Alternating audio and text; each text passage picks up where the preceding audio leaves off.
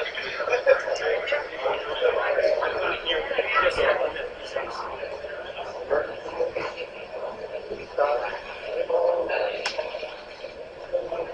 came here today in the name of the Drum Major Institute, which was started in 1961 by Dr. King, my father, and others, because nonviolent social change requires conversation.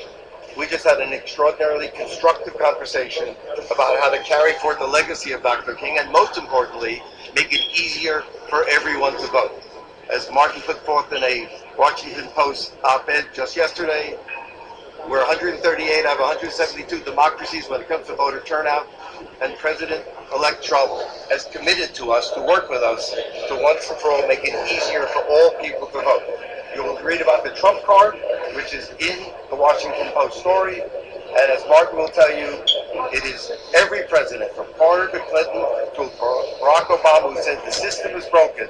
And this president may well have the unique opportunity to finally live true to the Voting Rights Act and once again make it easy for all Americans to vote.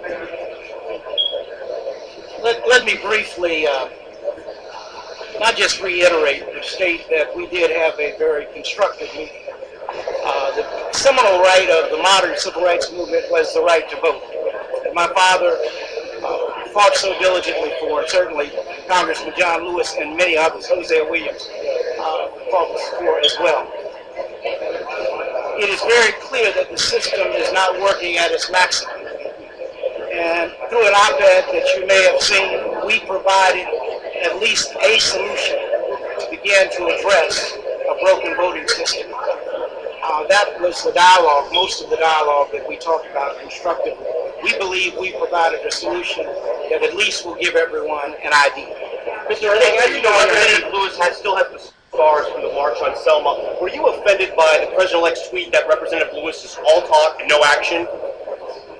Well, first of all, I think that in the heat of emotion, a lot of things get said on both sides. And I think that at some point, I am, as John Lewis and many others are, a bridge builder. The goal is to bring America together and Americans. We are a great nation, but we must become a greater nation. And what my father represented, my mother represented through her life, what I hope that I'm trying to do is always bring people together. Do you know many African